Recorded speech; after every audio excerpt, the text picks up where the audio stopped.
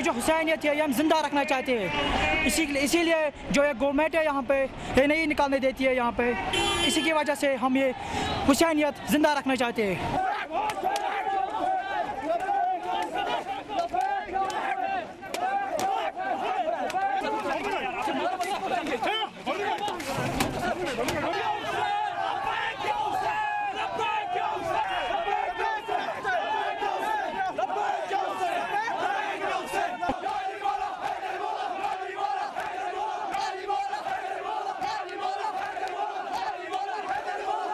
हुसैनियत जिंदाबाद।